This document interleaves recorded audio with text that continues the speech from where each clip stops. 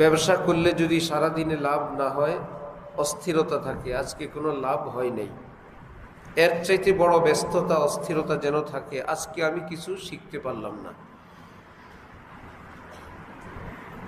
নবীজি আল্লাহ পাকের কাছে কোনো কিছু দুনিয়ার বেশি চাইতেন না, এলেম চাইতেন। রব্বি জিদিনি, আল্লাহ আমাকে এলেম বাড়িয়ে দেন, এলেম বেশি দেন।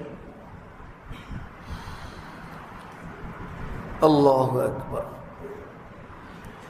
এলমে দ্বীন হলো মূলত নূর, আল্লাহ নূর। কোরআনে পাকের মতো এত বিশুদ্ধ, এত নির্ভুল কোন গ্রন্থ, কোন কিতাব এই পৃথিবীতে আর নাই।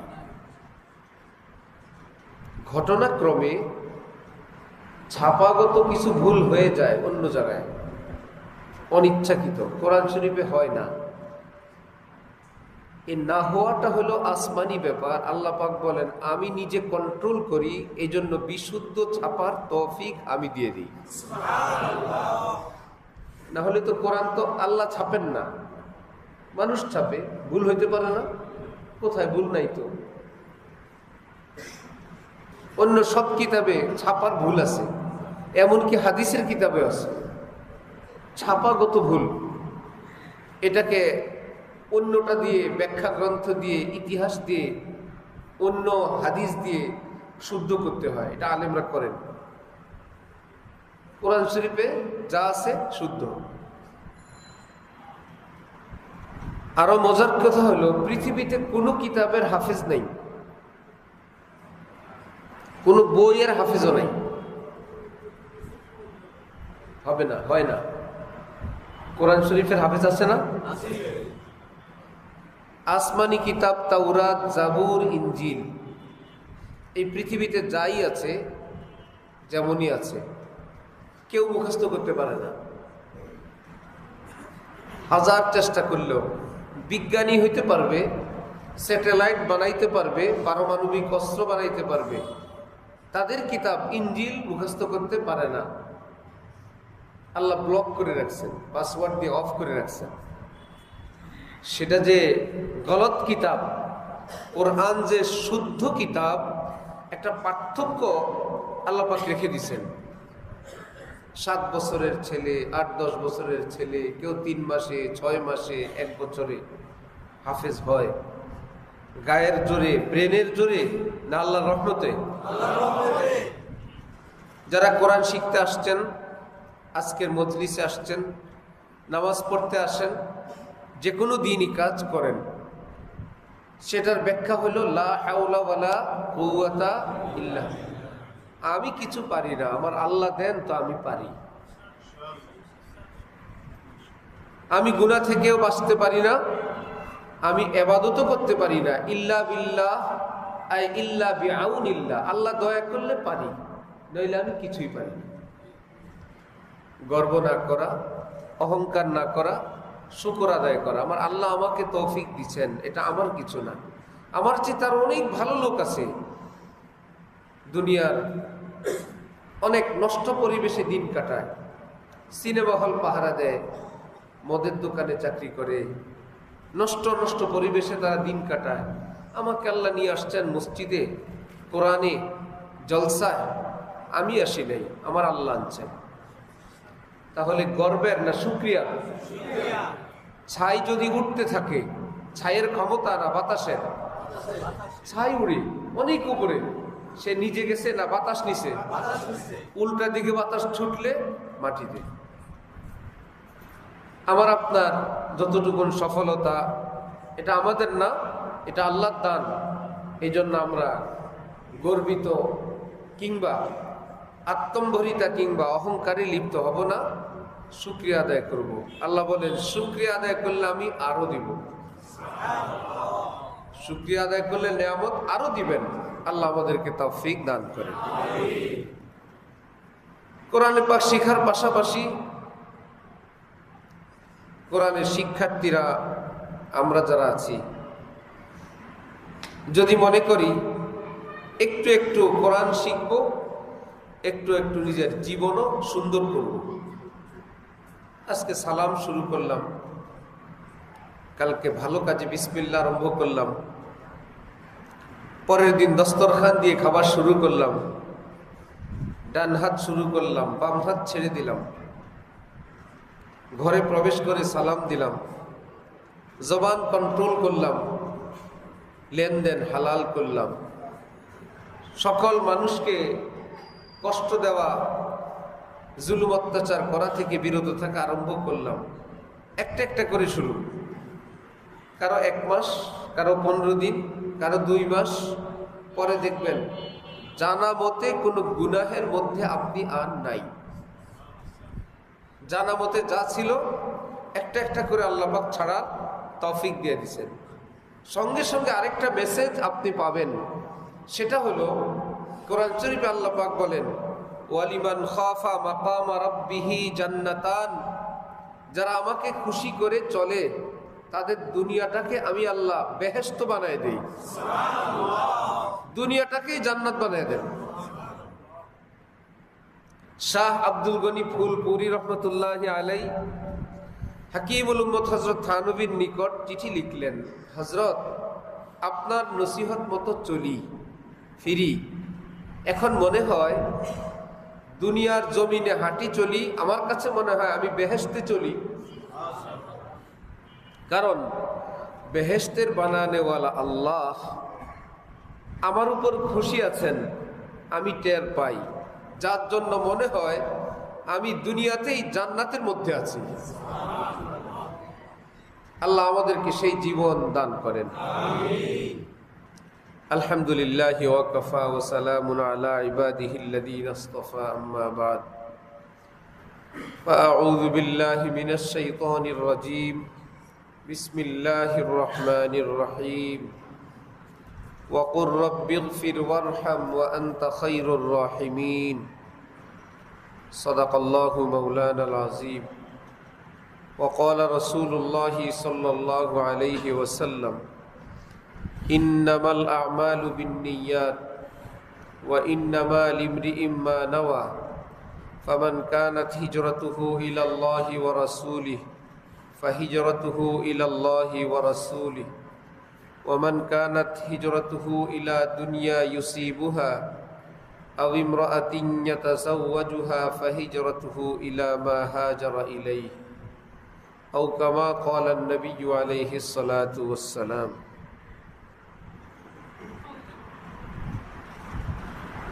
আল্লাহ পাকের রহমত মেহেরবানি, আল্লাহ আমাদেরকে আল্লাহ পাকের ঘর মসজিদে নিয়ে আসছেন, নামাজের পর দ্বীনি জলসায় বসার তৌফিক দিলেন। এই বসাকে আল্লাহ পাক আমাদের হেদায়েত এবং নাজাতের উসিলা হিসাবে কবুল ফরমান। আমিন। আওয়াজ কি ক্লিয়ার বোঝা যায়? আমার কানে কেমন কেমন যেন একটু অস্পষ্ট অস্পষ্ট লাগে, আর একটু স্পষ্ট করার ব্যবস্থা আছে? কাছে নিব না দূরে নিব আমি ঠিক করতে পারতেছি না। দূরে দেখেন।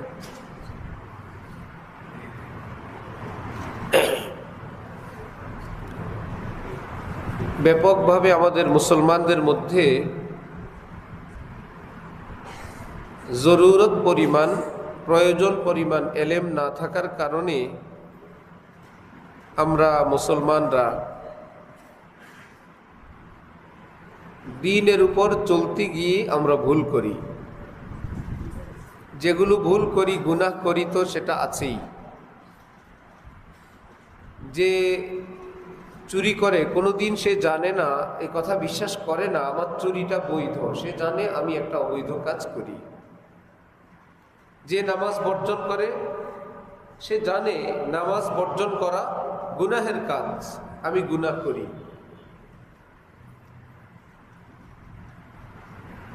যে নেশা জাতীয় দ্রব্য সেবন করে সে জানে আমি একটা গুনার মধ্যে আছি, আজকে হোক কালকে হোক তওবা করব। দ্বীনের নামে কেউ যদি ভুলের মধ্যে থাকে সে তো জানেই না সে ভুলের মধ্যে আছে, যার জন্য কখনো তওবার অপেক্ষাও থাকে না, ওই কাজের মধ্যেই থাকে। আমি তো ভালো কাজে আছি। আমাদের ভারতবর্ষের মস্ত বড় এক হুজুর, আওয়াজ তো কেমন হইল আমার, এটা ইমাম সাহেবের সাথে তো মেজারমেন্ট করা, আমি তো নতুন মানুষ। কোন পাশ? হযরত হাকিমুল উম্মত মাওলানা আশরাফ আলী থানভী রহমতুল্লাহি আলাইহি এর বিশিষ্ট খলিফা শেখুল ইসলাম আল্লামা শাব্বির আহমদ ওসমানী রহমতুল্লাহি আলাইহি তিনি বলতেন, আল্লাহ পাকের নিকট কোনো একটি কাজ করে সওয়াব পাওয়ার জন্য, নেকি পাওয়ার জন্য 3টি পয়েন্ট আল্লাহ পাকের পক্ষ থেকে পরীক্ষা করা হয়। কয় পয়েন্ট? 3 পয়েন্ট। আমরা যদি ব্যাংকে চেক দেই, টাকা দিয়ে দেয় সাথে সাথে, কিছু পরীক্ষা নিরীক্ষা আছে না? সাইন ঠিক আছে কিনা, ব্যালেন্সে টাকা আছে কিনা, পার্টির সঙ্গে কথাবার্তা হইল কিনা, ক্লিয়ারেন্স আছে কিনা, তারপরে টাকা দেয়। এমনি ভাবে আমরা ইবাদত করলেই সওয়াব হবে না, নামাজ পড়লেই নেকি হবে না, রোজা রাখলেই সওয়াব হবে না, দান করলেই সওয়াব হবে না। একটু আগে যেটা বললাম যে নেকির মধ্যে আমরা যখন ভুলে থাকি, তখন এটা থেকে আর তওবাও নাই, ফিরে আসার কোনো ব্যবস্থা নাই। যে যেই নেকি করে সেই নেকির মধ্যেই থাকে, আমি তো ভালো কাজই আছি। হযরত শেখুল ইসলাম শাব্বির আহমদ ওসমানী, ওনাদের এই কথাগুলো তাদের বানানো না, কোরআন হাদিসের সার নির্যাসকে তারা এভাবে বলেন। এটা কোরআন হাদিসের শিক্ষার নির্যাস, সার কথা, মূল কথা। সেটা হলো 3 পয়েন্টে আপনাকে আসমানে ভেরিফাই হবে, চেকিং হবে।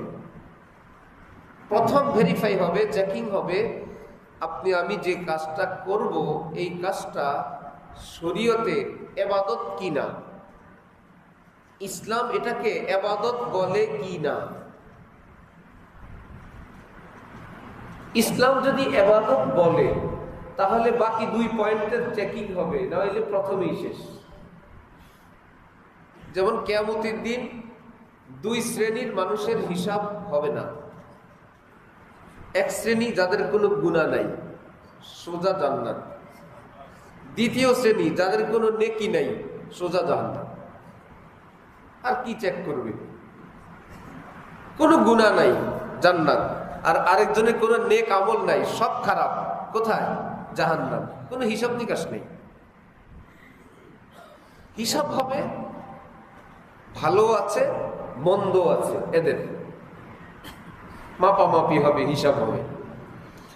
তো যে আমলের প্রথম শেষ, এই আমলটা শরীয়তে নাই, বাবার থেকে শিখলাম, দাদার থেকে শিখলাম, সমাজ থেকে শিখলাম, 50 বছর বয়স, এই আমলের 500 বছর বয়স, এগুলো আসমানে চলে না, এগুলো ইসলামেও চলে না।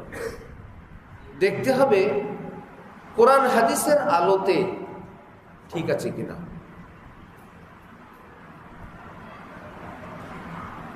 ঘর আছে, বাড়ি আছে, উঠান আছে, কি ব্যাপার? হ্যাঁ, আমার বাবা খাইতেন, আমরা খাই, দাদার সময় থেকে।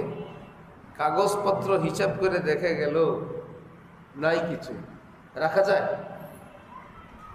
আপনি খাইছেন, বাপে খাইছে, ভাড়া দেন, যত বছর খাইছেন উল্টা ওটার পয়সা দেন। এত বছর খাইল, পেপারস না থাকলে জমি জমা রাখা যায় না।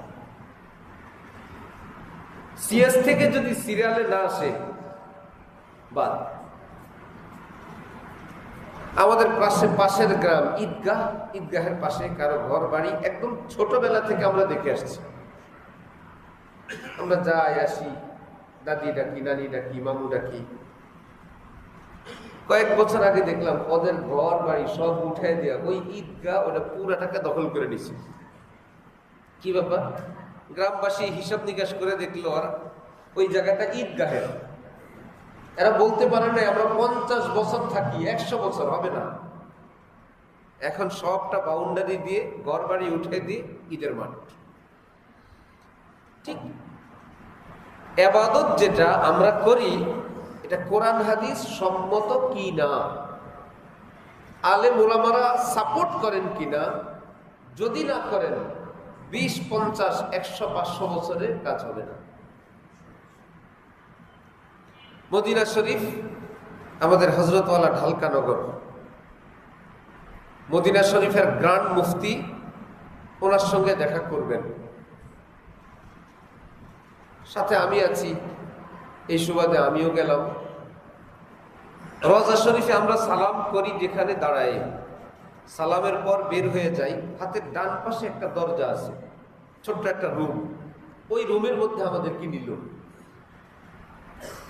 নিয়ে ওই মুফতি সাহেব বললেন, আগে এই রুমের পরিচয় দেই।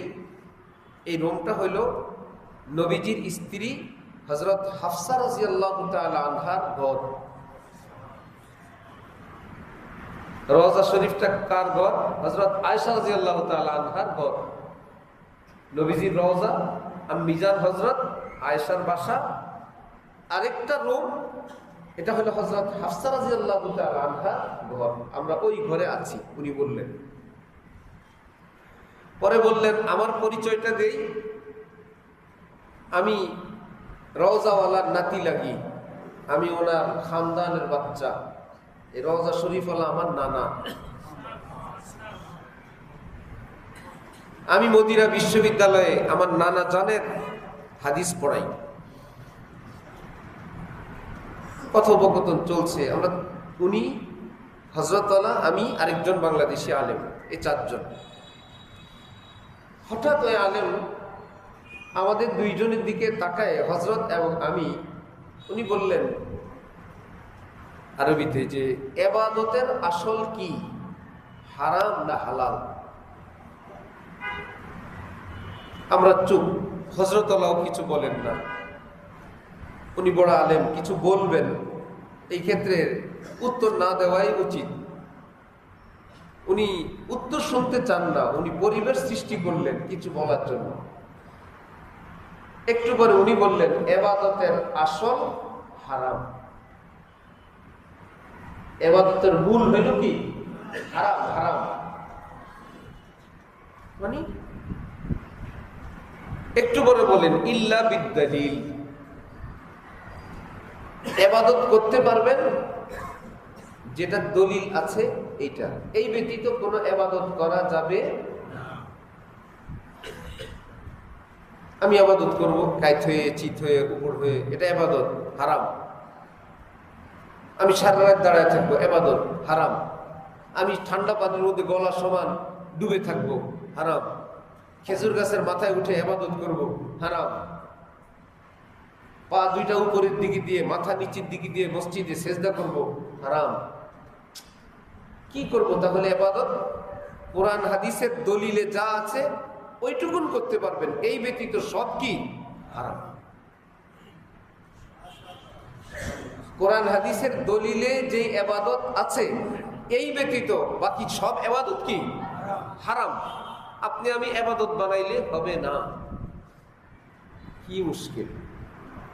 উনি বললেন, এর বিপরীতে রিজিক, খাওয়া দাওয়া, এটার আসল হইল হালাল। খাওয়া দাওয়ার আসল কি? হালাল। দুনিয়ার যত খাবার আছে সব কি? হালাল। তাহলে হারাম কোনটা? কোরআন হাদিসের দলিলে যেটা হারাম আছে এটা হারাম। একটু ব্যাখ্যা করলে আরো বুঝবেন। যেটার নামে হারামের সিল পড়বে ওইটা কি? এই ব্যতীত আর বাকিগুলো কি? হালাল হওয়ার জন্য দলিল লাগবে না। খাদ্য খাবার হালাল হওয়ার জন্য কি লাগে না? তাহলে দলিল লাগবে কি হইতে? হারাম হইতে। আমরা যে চিকেন ফ্রাই খাই, কেউ দেখাইতে পারবে কোনো দলিলে এটা খাওয়া জায়েজ আছে কিনা? কোনো মুফতি সাহেব দেখাইতে পারবে? আমরা যে ফ্রাইড রাইস খাই, পৃথিবীর কোনো মুফতি সাহেব কোনো ফিকহের কিতাবে, কোরআন হাদিসের কোথাও দেখাইতে পারবে এটা হালাল? তাহলে কেমনে খান? হালাল দেখান লাগবে না, দেখাবেন হারাম। কি দেখাবেন? চিকেন ফ্রাই খাওয়া হারাম, ওইটা দেখান। যদি দেখাইতে না পারেন তাহলে হালাল। ডিম সিদ্ধ করে খাওয়া হারাম, দেখেন দলিল দেখান, নাই, তাইলে হালাল। কাঁচা ডিম খাওয়া মাকরুহ, দলিল দেন, নাই, হালাল। তাহলে খাওয়া হালাল হইতে দলিল লাগে না হারাম হইতে? যদি দলিল না থাকে সব কি? সব হালাল। হারামের কোনো দলিল না থাকলে খাবার দাবার যা আছে সব কি? ইবাদত হইলে উল্টা। ইবাদত হালাল হওয়ার দলিল না থাকলে সব কি? হারাম। এটা যে ইবাদত, এর কোনো দলিল যদি থাকে এটা করতে পারবেন। এই ছাড়া বানায় বানায় বানায় বানায়, যে এই ঘরে একটু পোলাও পাকাইছে, আরেক ঘরের মহিলা একটু ডিম সিদ্ধ করে ওটার সঙ্গে গুঁড়া করে দিয়ে দিছে, এটাও হালাল, ওইটাও কি? আরেকজনে বললে একটু মুরগির কুচাকুচি দিয়ে দিই, এটাও হালাল। আরেকজনে বললে একটু চিংড়ি মিশিয়ে দিই, এটাও হালাল। হালাল কি না? আরেকজনে বললে একটু মটরশুঁটি দিই, এটাও হালাল। এই যে আপনি খাবারটাকে এত রকম বানাইলেন, দলিল আছে? দলিল দরকার নেই। আমরা কি নামাজের সঙ্গে একটু বাড়াইতে পারবো? নামাজের সঙ্গে আল্লাহু আকবার একটু দুরূদ শরীফ বাড়াই দিলাম, পারবেন? রুকুতে গেলে কুল হুয়াল্লাহ বাড়াই দিলাম, কেন? কুল হুয়াল্লাহ খারাপ জিনিস? দলিল নেই কি? নাই। দলিল না থাকলে ইবাদত করা যায় না। যেটা আছে এইটুকুনি করেন, বানানোর দরকার নেই। আলেম ওলামারা যে আমলের নাম রাখবেন বেদাত, বলে না? আমরা দেখি 20 বছর 50 বছর 100 বছর বাপ দাদা 14 গোষ্ঠী করে আসছে, আলেমরা বলে বেদাত। আলেমরা রিসার্চ করে দেখছেন এটা নাই। সেটা চেনার একটা উপায় আছে। বেদাত যে বেদাত, ওটা চেনার একটা উপায় আছে। যত আমল এই পৃথিবীতে আছে কোরআন হাদিসের, সবটা করার পদ্ধতি কিতাবে আছে। ইসলামে উজু আছে কিনা? উজু একটা ইবাদত কিনা? শুধু ইবাদত বলে আমাদেরকে ছেড়ে দিছে, উজু ইবাদত, কেমনে করব? যেমনি ইচ্ছা, এরকম পদ্ধতি বাতলানো আছে না? ইবাদত আছে, ইবাদত করার পদ্ধতিও আছে। হাত ধো, কুলি করো, নাকে পানি দাও 3 বার, মুখ দিয়ে শুরু করো, পা দিয়ে শেষ করো, শুরু শেষ কয়বার, সব লেখা আছে। এমনকি নাক পরিষ্কার করবেন, একবার পানি দিবেন না 3 বার দিবেন, কোন আঙ্গুল দিয়ে নাকে ঢুকাবেন, হাঁচি দিবেন 1 বার না 3 বার, ওইটাও লেখা আছে। এটা হলো ইবাদতের বৈশিষ্ট্য। ঈদের নামাজ 2 ঈদ, এক ঈদে কিছু খাও আর এক ঈদে কিছু না খাও, আছে না? দুনো ঈদে ভালো পোশাক পরো, গোসল করো, আতর লাগাও, তাকবীর দাও। এক ঈদে ঈদের নামাজ আগে পড়ো, আর এক ঈদে ঈদের নামাজ বিলম্বে পড়ো। সব বিস্তারিত আছে কিনা? আলেমরা যদি বলেন অমুক আমলটা ইসলামে নাই কিন্তু সমাজে চলে, এটা একটা বেদাত, যদি বলে দেন সেটার একটা বৈশিষ্ট্য আছে, এইটা করার কোনো নিয়ম কোনো কিতাবে পাবেন না, কোনো কিতাবে ওটা করার কোনো নিয়ম পাবেন না। উদাহরণস্বরূপ, কোনো মানুষের মৃত্যু হলে, ইন্তেকাল হলে 3 দিন 4 দিনের সময় একটা খাবারের অনুষ্ঠান, 4 দিন না বলেন 3 দিন না বলেন, এটা করে না? কেন করে? আমার আব্বাও করছে, দাদাও করছে। কেন করেন? না করলে সমাজের মানুষ কি বলবে। কেন করেন? হ্যাঁ, আমার আব্বার জন্য আমি কিছু করব না, এই কথা বলতে পারে না। ভাই এটা সুন্নত, এই জন্য করি, বলতে পারে কেউ? কেন খাওয়ান? ভাই খাওয়ানো তো সুন্নত, বলতে পারে? এখন যে মৌলবীরা ঘুরে ঘুরে খায়, সে যদি এটা বন্ধ করে দেয় তার তো খাওয়াই বন্ধ হয়ে যায়। সে বেচারা এটাকে জিয়ায় রাখতে হয়, অসুবিধা কি? ভাই টাকা পয়সা খরচ করবেন, গরিবকে খাওয়াবেন, খাওয়ানো তো ইবাদত। আমরাও তো বলি ইবাদত, তো সমস্যা কি? সমস্যা হইল ইবাদত ঠিক করবে আল্লাহ, ওটার টাইমও ঠিক করবে কে? আল্লাহ। এই কথা বলতে পারবে না কেউ জানুয়ারি মাসের 10 তারিখে 20 টাকা সদকা করা সওয়াবের কাজ। কেন জানুয়ারি মাসের 20 তারিখে 10 তারিখে 20 টাকা দান করা যাবে না? এই তারিখ বললেন কেন আপনি? এটা তো কোনো জায়গায় নেই। আপনি বললেন জানুয়ারি মাসের 10 তারিখে 20 টাকা দেওয়া সুন্নত অথবা অনেক বড় সওয়াবের কাজ। এটা কোন কিতাবে আছে? এমন তো নাই। দান করা সওয়াবের কাজ, এটা 10 তারিখ হোক আর 9 তারিখ হোক। আপনি 10 তারিখ লাগাইলেন কেন?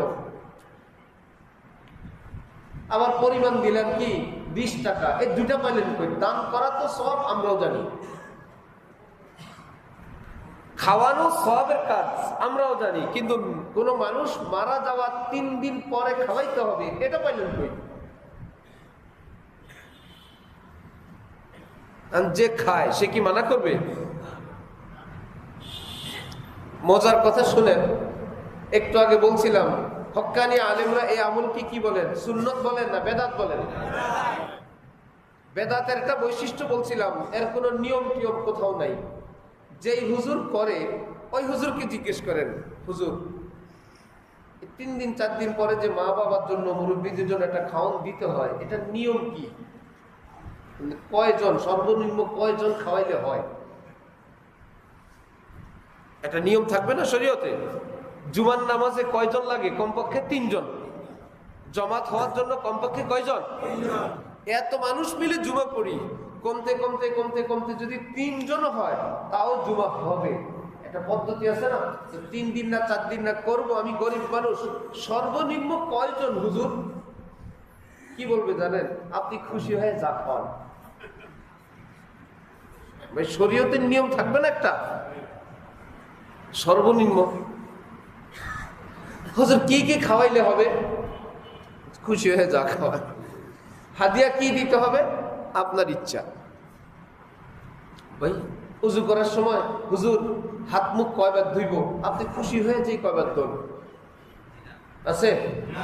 হাত কোন পর্যন্ত ধুবো? হুজুর কবজি পর্যন্ত, কনুই পর্যন্ত না বাজু পর্যন্ত? আপনি খুশি হয়ে যতটুক ধুন। এরকম কিছু না, মাপজোপ আছে, সংখ্যা। আপনি যতবার ধুন না, সংখ্যা আছে, মাপও আছে, সংখ্যাও আছে। ঈদের নামাজে হুজুর খাবো কি খাবো না সকালে, আপনি খুশি হয়ে যা করেন, এরকম না? নিয়ম আছে। কি জামা পরবো, আপনি খুশি হয় ময়লাটাও পরতে পারেন, ভালোটাও পরতে পারেন, এরকম না? পরিষ্কার কাপড়। গোসল করবো কি করবো না, আপনি খুশি হয়ে যা করেন, না গোসল করা সুন্নত? না, খুশি হয়ে কোনো ইবাদত নাই। খুশি হয়ে কি আবার নিয়ম বলেন?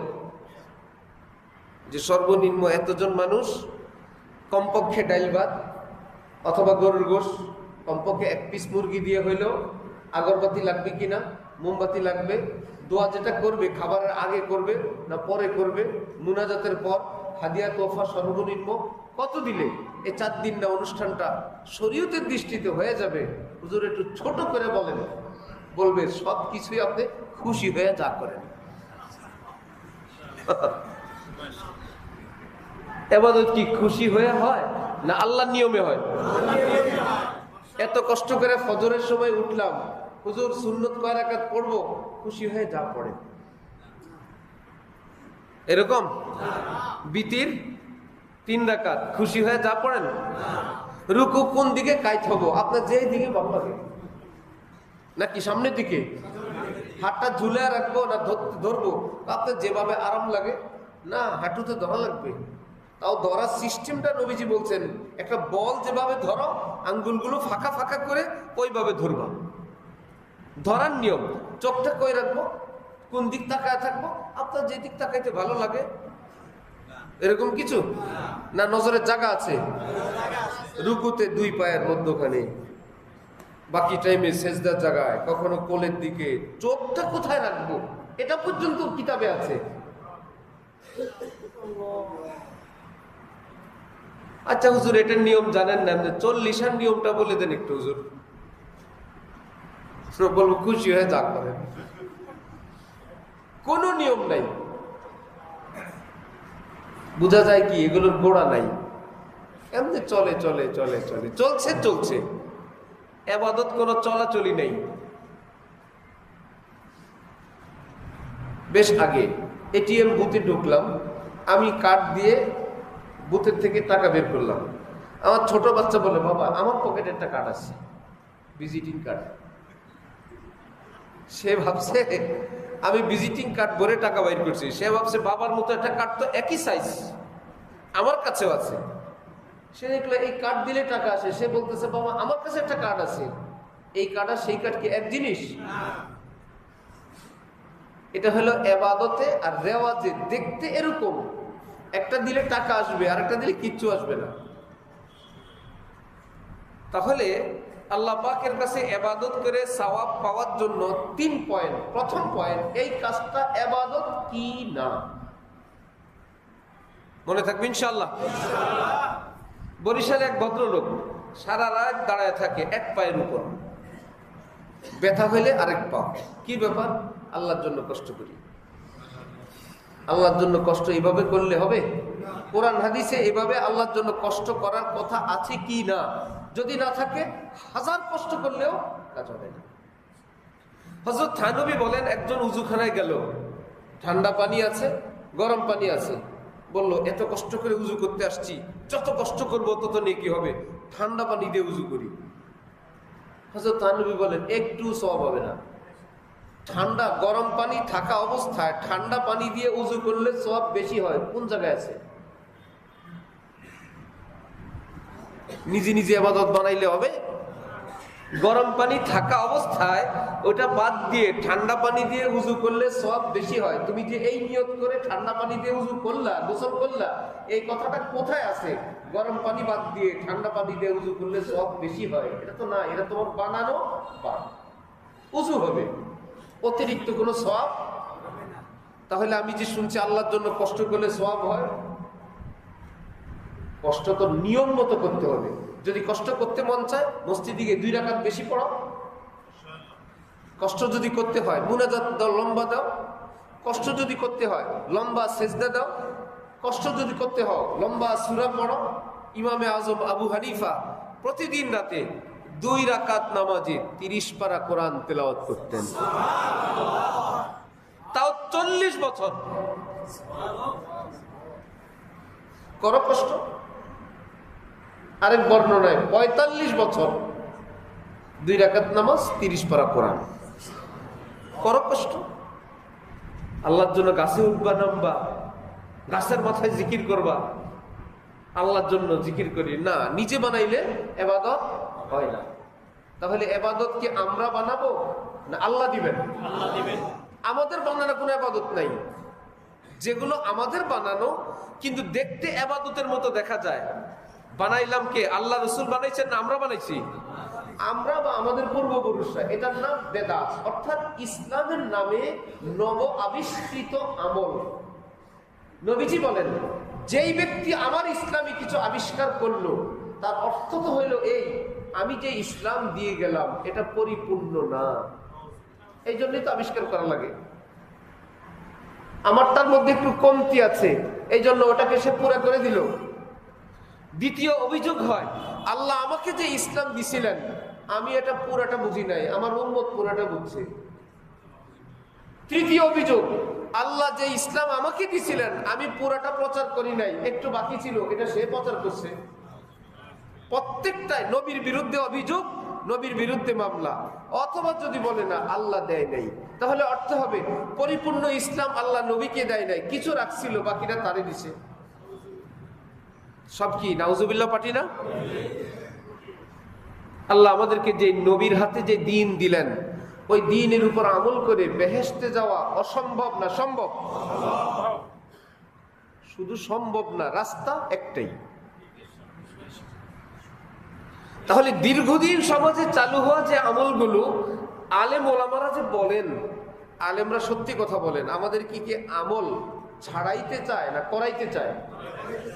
আলেম ওলামারা ওয়াজ নসিহত বয়ান করে আমাদেরকে আমল ছুটায়, এটা এই আমল, নামাজ বাদ দেন, রোজা বাদ দেন, এগুলা করাইতে চায় না আমল করাইতে চায়? এই লোকগুলোই যদি বলে এই আমলগুলো আমল না,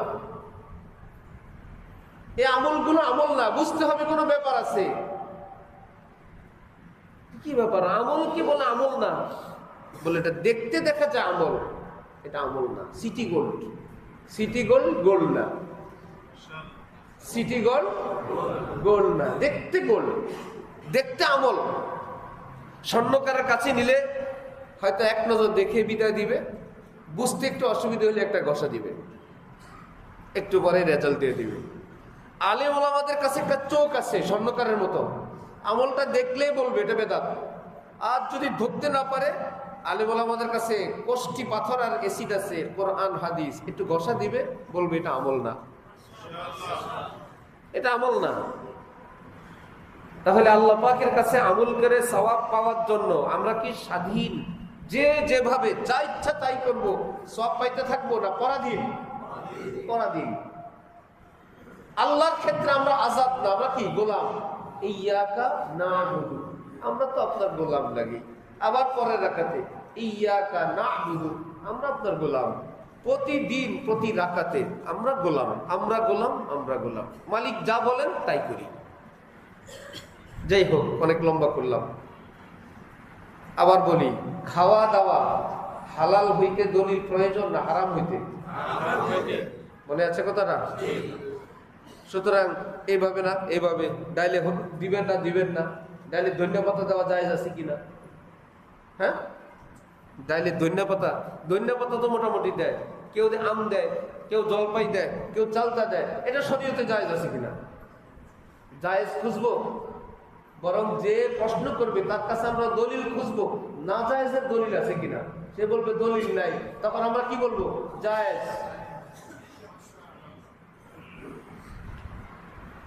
ইবাদত বন্দিগি হলে তার বিপরীত। খাওয়া দাওয়া হারাম হইতে দলিল লাগে, ইবাদত হালাল হইতে দলিল লাগে। ইবাদত কি হালাল বলতে শরীয়ত সম্মত হইতে কি লাগে? দলিল লাগে। মন মতো ইবাদত করা যায় না, মন মতো খাওয়া যায়। মন মতো ইবাদত করা যায় না।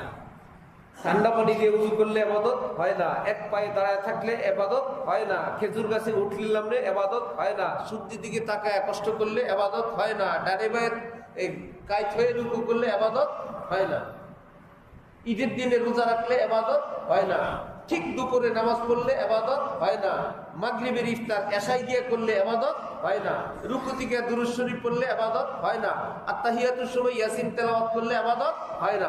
শরীয়তে নাই।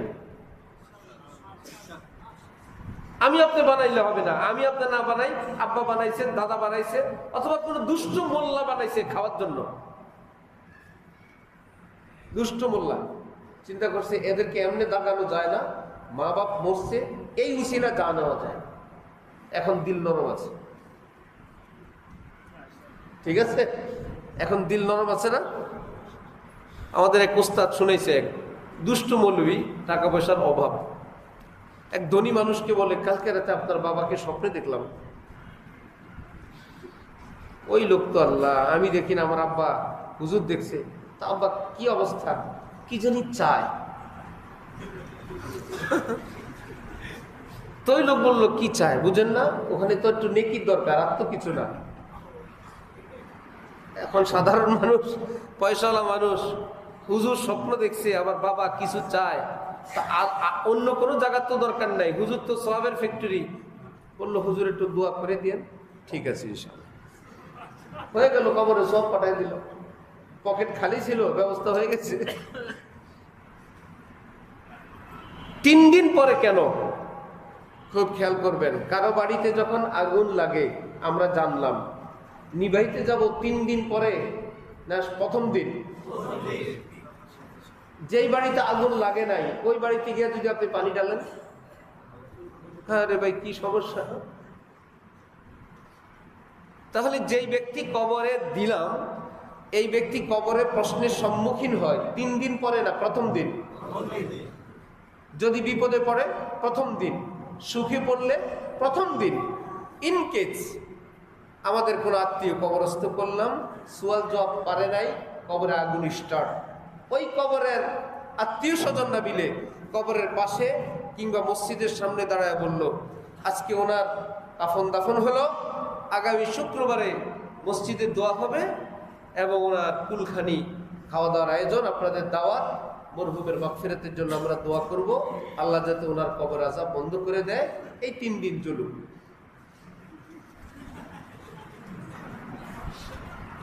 কি হলো?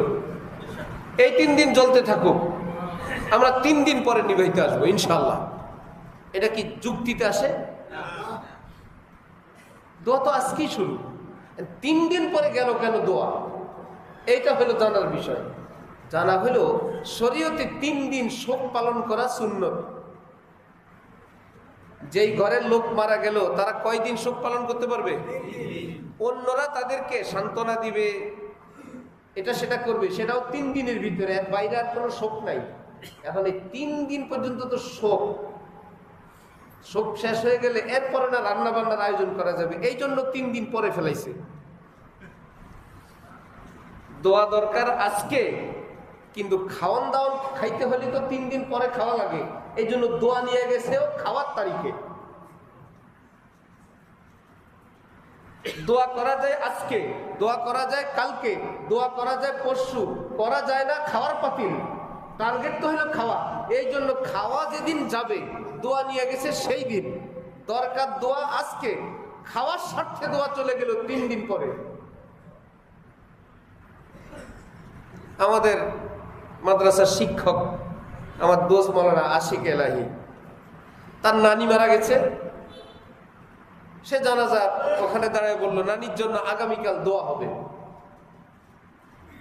এরকম ঘোষণা তো হয় না, যেদিন মারা যায় তার পরের দিন দোয়ার ঘোষণা হয়। সাথে এক হুজুর বলল, কালকে তো ওনাদের ঘরে রান্না করা যাবে না। উনি বললেন, আমি তো রান্নার কোনো কথা বলি নাই, আমি তো দোয়ার কথা বলছি। মানে যারা রান্না করে দোয়া করে এতটা মাথায় ঢুকছে, দোয়া তো হবে খাওন সহ। কালকে দোয়া হইলে খাওন হবে কি?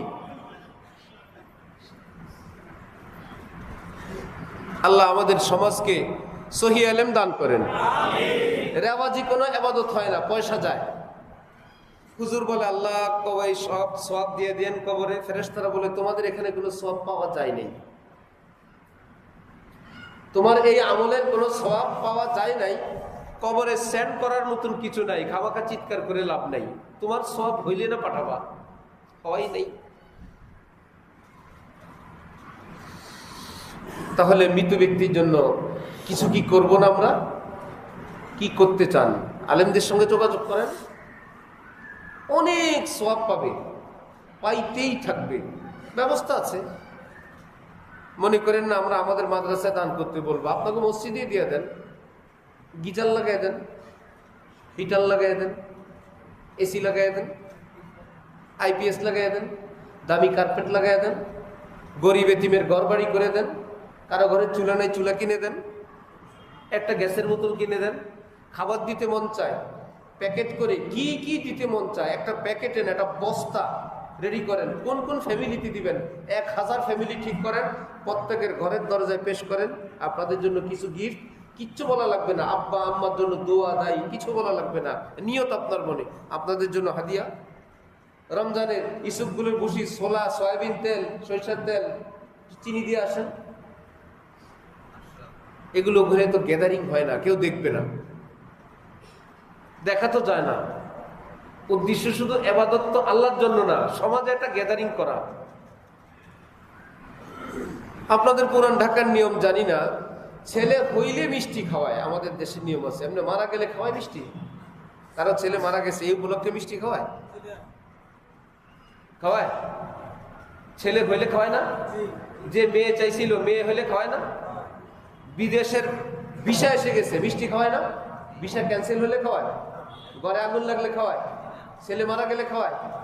3 দিন 4 দিনে এত ফুর্তির খাওয়ানটা কিসের? 3 দিন পর্যন্ত শোকে কাতর, 4র্থ দিনে মহা খুশি, হা হা হু হু, খাও লও ফুর্তি। এত খুশি করতে গিয়ে আসলো, শোকে কাতর থাকার কথা। আল্লাহ আমাদেরকে দ্বীনের সহি বুঝ দান করে। কোত্থেকে অন্যান্য কথা আসছে, এই ওয়াইন তো আমি নিয়ত করি নাই। একদম ছোট্ট একটা কথা বড় হয়ে গেছে।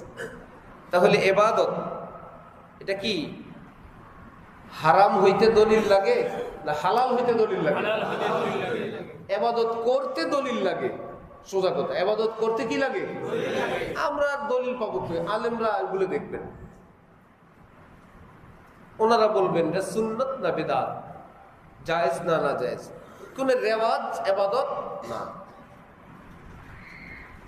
এক সময় আমাদের সমাজে কারো ডায়রিয়া হলে পানি দিত না, পানি পান করতে দিত না, বলতো কি পানি খাইলে পানি বেরোবে। ডায়রিয়া রোগীর জন্য তো এটা তুমি ডায়রিয়া আগায় দিলা, এমনিই পানি বের হয়, আরো পানি দিলে তো পানি আরো বের হবে। নিজেরা নিজেরা বুদ্ধি করছে পানি বন্ধ করার ব্যবস্থা, উপরে দেওয়া পানি দেওয়া বন্ধ করো, তো নিচে দেওয়া পানি নিজেরা নিজেরা ঠিক করছিল।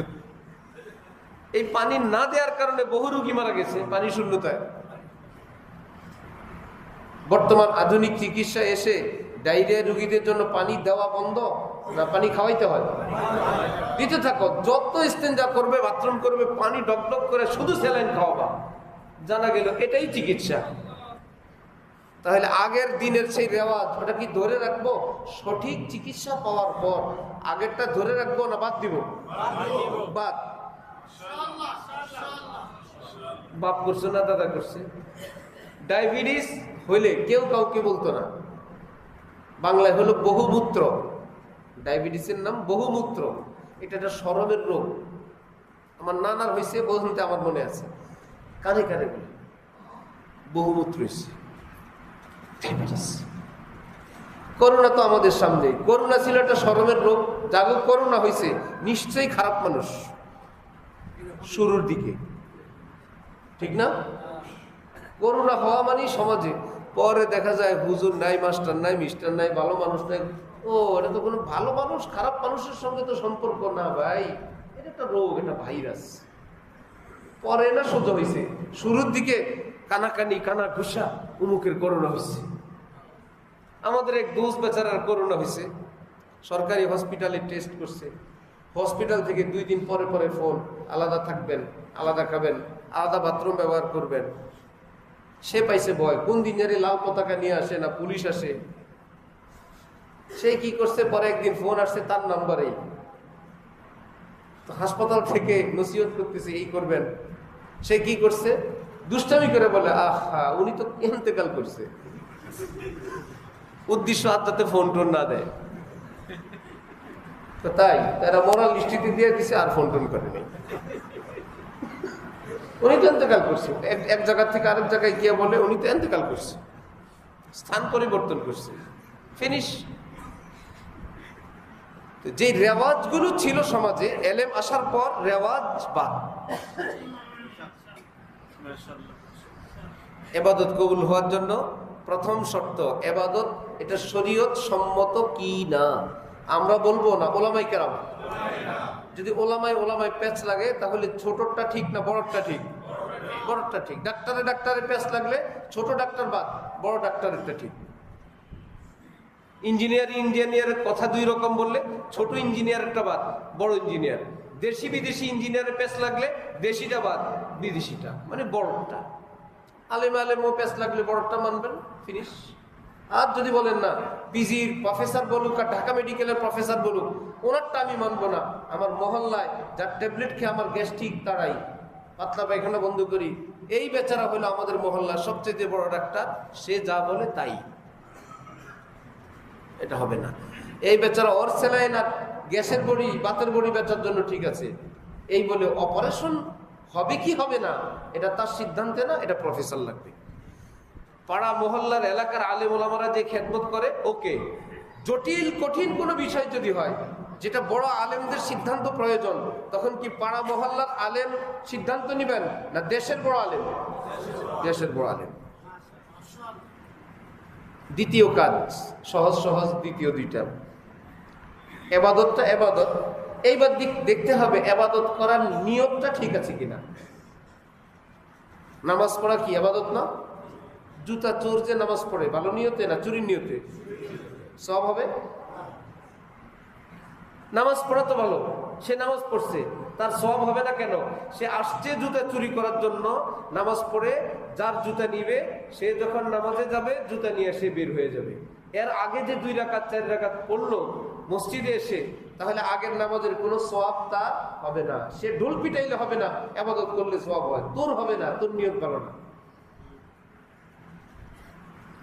তাহলে ইবাদত 1 নম্বর, দ্বিতীয় হলো নিয়ত, তৃতীয় ইবাদত করার পদ্ধতিটা শরীয়ত সম্মত কিনা। পদ্ধতি আগে ছিল ইবাদত শরীয়ত সম্মত কিনা, আর এখন হবে ইবাদত করার পদ্ধতিটা শরীয়ত সম্মত কিনা।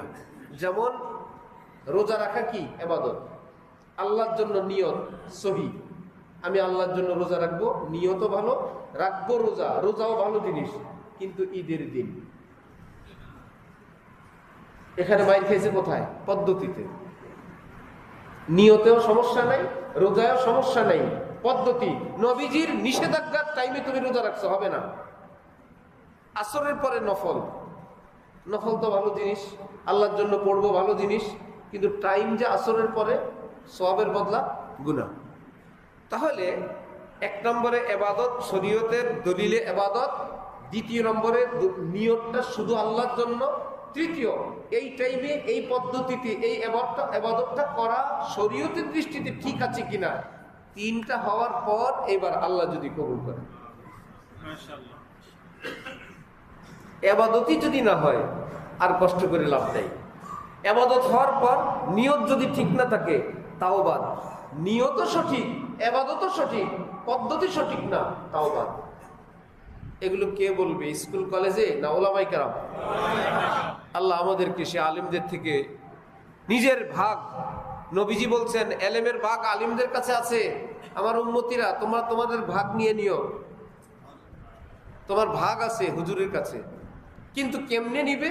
আল্লাহ পাক বলছেন, গিয়ে আবার বলল না হুজুর আমার ভাগ দেন। ফকির যেভাবে ভিক্ষা চায় এভাবে চাইবা। ফকির বলল না 500 টাকা দেন, সে দেখে মন মেজাজ মাইন্ড ব্যস্ততা, একটু দূরে দাঁড়ায়, ভাই সময় হবে একটা কথা বলবো।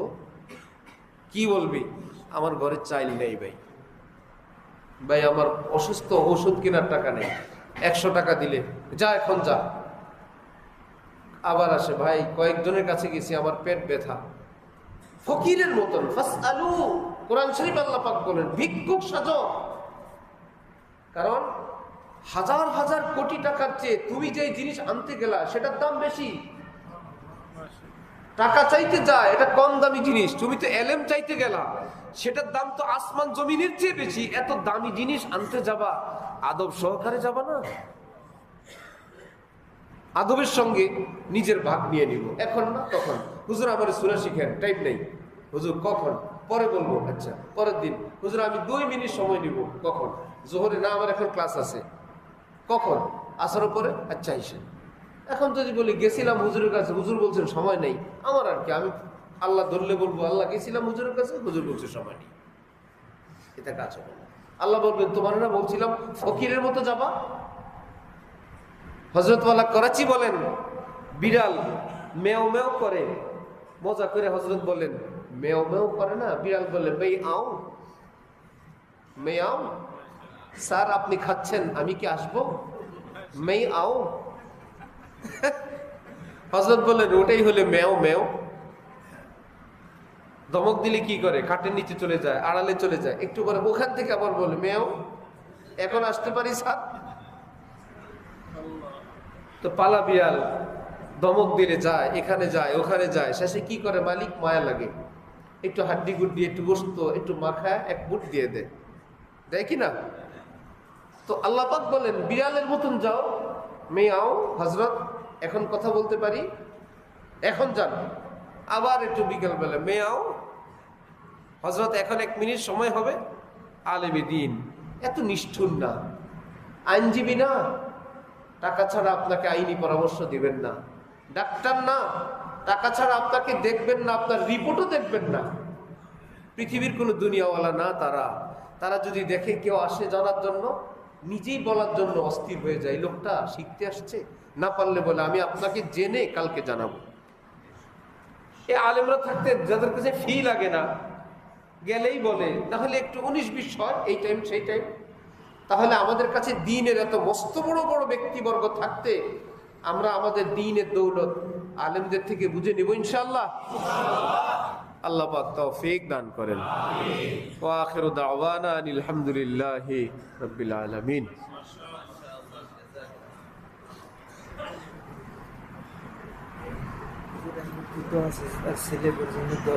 সন্তান দান করেন।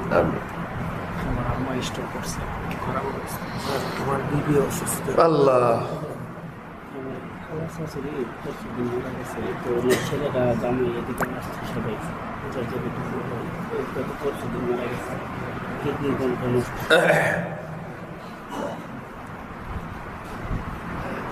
আরব দেশে কান্না করার লোক ভাড়ায় পাওয়া যেত। কারণ লোক মারা গেলে কানতে হবে। 5 জন 7 জন 10 জন 40 জন 100 জনের গ্রুপ পাওয়া যেত। ভাড়া করে নিয়ে আসতো এই ফ্যামিলি লোক, কবরের কাছে বাড়ির সামনে কানতো। ওরা আবার জিজ্ঞেস করতো এমনি কবিতা সহ হবে না কবিতা ছাড়া। নির্বাচনী গান আছে না এখন, এরকম এরা নিজেরা ওই মৃত ব্যক্তির নামটা বসাই দিত বিভিন্ন পয়েন্টে, চলতে থাকতো জারি গান। বললো একটু গান সহ হইলে একটু বেশি খরচ, ইত্যাদি ইত্যাদি রেওয়াজ ছিল। এখন আর নাই, উঠে গেছে। এক এক সময় এক এক রেওয়াজ। তো যারা এরকম ভাড়ায় দোয়া করে, ওই ভাড়ার দোয়ার চেয়ে মৃত ব্যক্তির জন্য জীবিতরা, সন্তানরা, আত্মীয় স্বজনরা যদি একবার সুবহানাল্লাহ বলে, শুধু একবার দুরূদ শরীফ পাঠ করে, একবার ফাতিহা পাঠ করে, একবার কুল হুয়াল্লাহ পাঠ করে, কাউকে 10টা টাকা দেয় মন সঙ্গে, এমনি হাত তুলে চোখের পানি ছাড়ে, ভাড়াটিয়া হাজার হাজার মৌলবীর দোয়ার চেয়ে এই দোয়ার পাওয়ার অনেক বেশি হবে, অনেক বেশি হবে। হ্যাঁ, কোন আল্লাহওয়ালা যদি পান, ভাড়ায় খাটে না, কোন আল্লাহওয়ালা যদি পান তাকে দিয়ে দোয়া করাবেন।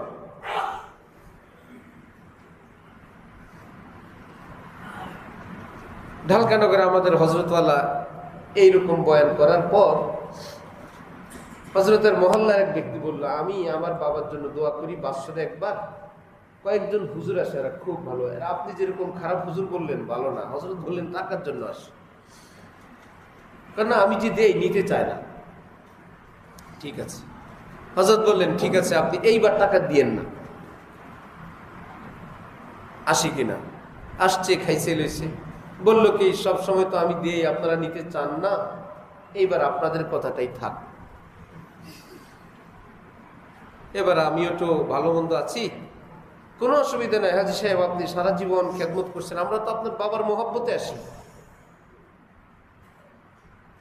পরের বছর দাওয়াত দিছে, হ্যাঁ আসবো ইনশাল্লাহ।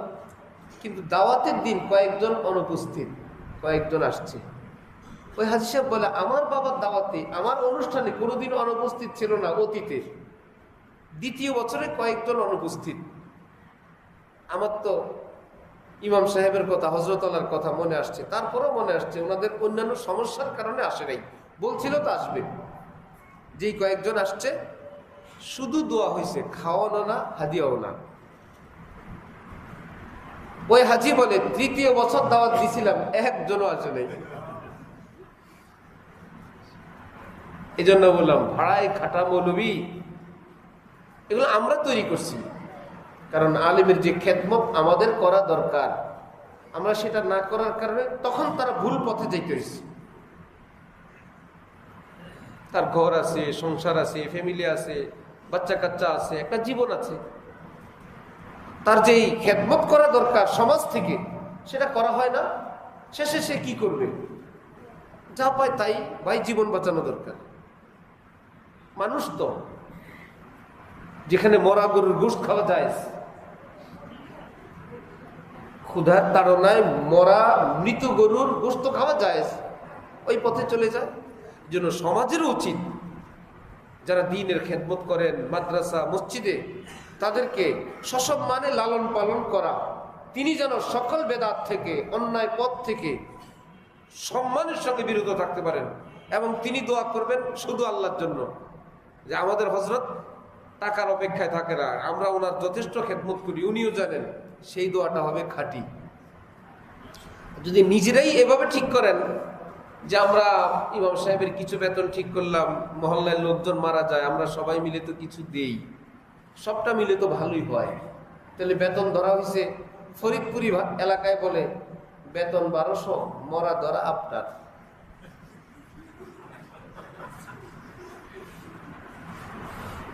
বেতন 1200, মরা ধরা আপনার। লোকজন মরবে, 3 দিন আছে, 40 আছে, মৃত্যুবার্ষিকী আছে, এলাকার যত কিছু আছে সব তো আপনিই খাবেন। আমরা যে আপনার এই মসজিদের ইমাম, এই পরিচয়টা দিছি, এটাই তো অনেক। হোটেলের মেসিয়ারদের মতন একদম অল্প বেতন, শুধু বকশিসে চলে। যে আপনি যে আমার এই অফিসে, এই রেস্টুরেন্টে আপনি আমার এই পোশাকটা দিয়ে সার্ভিস দিতে দিছেন, বেতন লাগবে না, আমার বকশিসে চলবে। তো মহল্লাবাসী যখন ইমাম মুয়াজ্জিনকে বকশিসের উপর চাকরি দেয়, যে আমরা অল্প কিছু দিলাম, মহল্লাবাসী তো আপনার বকশিস দিবেই, তখন সে জানে আমার চাকরি তো হয়েছে বকশিসের উপরে। ওটা না হলে তো আমার ঘর চাল কিনাও হবে না, ডাল কিনাও হবে না। বৃদ্ধ মা বাবা আছে, বিধবা একটা বোন আছে, অসুস্থ ছেলে মেয়ে আছে, ভাঙ্গা ঘর বাড়ি আছে, স্ত্রীর সিজার আছে, আমি কি করব? অটোমেটিক বকশিস।